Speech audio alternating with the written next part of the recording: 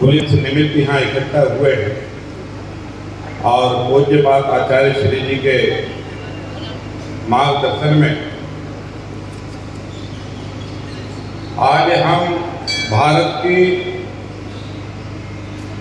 उस परम विभूति जिसने महावीर के और जिनेंद्रियों के दर्शन को जमीन पर उतारने के लिए अपना पूरा जीवन बेंगलुरु से लेकर हिंदुस्तान का शायद कोई क्षेत्र कोई गांव भी नहीं बचा होगा जहां तक आचार्य विद्यासागर जी का संदेश नहीं गया होगा। और मैं वो सौभाग्यशाली हूँ कि लाल परेड में जब आचार्य जी की नेतृत्व में 2002 में हुआ था, तब मैं नगर निगम में नेता प्रतिपक्ष था और उस समय मुझे नियमित दर्शन का भी अवसर मिला और उनकी कृपा का भी अवसर मिला। और एक दो मौके ऐसे भी मिले जब आचार्य जी राजा भोज की नगरी में आए तो एक पदयात्रा भी पंकज जी शायद अपन में सूखी सिमनिया थे आचार्य जी के साथ की थी। और मैं सच बताऊं तो क्योंकि नंगे पैर पदयात्रा आचार्य जी कर रहे थे तो हम लोगों को लग रहा था कि जूते चप्पल पहन के अपन करेंगे तो थोड़ा अजीब हो जाएगा और मतलब एक तरह से गलत हो जाएगा। तो मैंने जूते उतार दिए तो मोजों में मैं चल रहा था। मैं तो मोजे में भी कांटे चुभ रहे थे मुझे। धन्य है वो परमात्मा की अद्भुत शक्ति आचार्य विद्यासागर जी, ना बैठ रहे थे ना रुक रहे थे, निरंतर चल रहे थे और सबको एक ही संदेश दे रहे थे कि अगर जियो जीनो देने का महामंत्र जनता में गुजाना है तो केसरिया परचम का त्याग हर दिल में उतारने का काम करना है। ये आचार्य जी का और ये भी सत्य है कि आज वो समाधिष्ट का दूसरा वर्ष है और इसलिए वो तो भगवान है, क्योंकि उनको भगवान कहने में कोई अतिशयोक्ति नहीं है। परमात्मा की अद्भुत कृपा जिस पर है वो आचार्य विद्यासागर जी हैं। और आज अगर हिंदुस्तान में मुझे ज्यादा आचार्य जी ज्ञान तो नहीं है, लेकिन अगर मुनि संघ को जन जन तक पहुंचाने में और मुनि संघ की भी संख्या बढ़ाने में आचार्य विद्यासागर जी का बहुत बड़ा योगदान है। और आज जितने भी जैनालय खड़े हैं और शायद एक नर्मदा के तट पर भी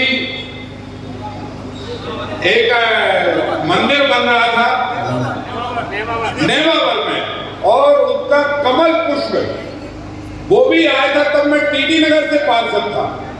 ये टीटी नगर जैन मंदिर है, वहां पर आया था टोंगिया जी रविंद्र अगर वहां पर और उसका भी पूजन करने का अवसर मुझे प्राप्त हुआ था। हमने कहा कि बस यही भावना है जो चाहते हैं कि जन कल्याण हो, जीव जंतुओं से लेकर मानवता की रक्षा हो, गौ माता की रक्षा हो, बेटियों की रक्षा हो, धर्म की रक्षा हो। और कुल मिलाकर मेरा हिंदुस्तान दुनिया में नंबर 1 तब बनेगा जब जिनेंद्रियों पर सबका विजय होगा और सब महावीर के आचरण पर लेकर चलेंगे, तब मेरा आगे। और इसलिए इसी संकल्प को हमारे राजनेताओं ने भी स्वीकार किया, लेकिन इस संकल्प के पीछे ये भावना नहीं है कि हथियार पटक दो।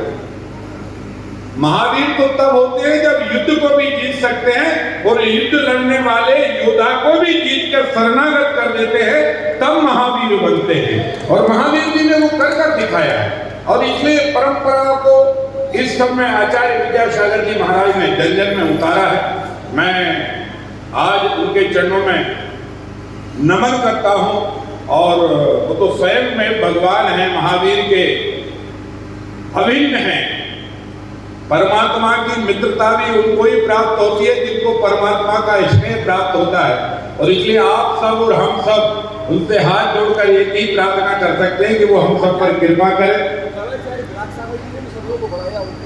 हाँ, और विराट सागर जी देवी जो है हमारे जो मुनि संघ को जन जन तक पहुंचाने का, जैसा अभी पंकज जी अध्यक्ष जी ने बताया है, मैंने तो आचार्य जी से पहले क्षमा मांगी और नहीं भी मांगी तो आचार्य जी कान पकड़ो, 2 लपड़े मारो, हमें रुका है।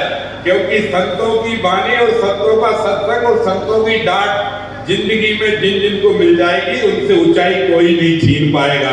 उनसे इसलिए कभी भी भूल भी हो तो ऐसी जगह हो जहां सुधारा जा सके। भूल हो और सुधारी ना जाए तो वो मार्ग बन जाता है, और जब वो मार्ग बन जाता है तो एक दिन ऐसा कष्टों का पहाड़ खड़ा करता है कि वहां सुधार नहीं हो सकता। इसलिए मैं तो पहले ही बोलने से पहले आचार्य जी से क्षमा मांग चुका हूँ। और बस मैं आए तो बहुत पहले था, पर मैं हमारे अध्यक्ष जी ने और आगा साहब ने पहले स्थान हमको एमपी नगर का लिखा था, तो हम एमपी नगर के मंदिर में गाड़ी खड़ी करके राउंड मारते, हमने कहा यहाँ तो कुछ है नहीं, मंदिर का निर्माण दिख रहा, हो सकता है आचार्य जी ने कहा पहले इसको देखकर जाओ, फिर बाद में मेरे में आना। तो फिर मैंने फोन लगाया तो मैं आया, मुझे एक आवश्यक कार्य से जाना है, पर आचार्य जी ने आज्ञा भी दी है, और मैं पूरे जितने भी बैठे सभी से क्षमा चाहता हूँ कि मैंने अनुष्ठान में बीच में बिगड़ खड़ा किया, उसके लिए आप सब मुझे क्षमा करेंगे।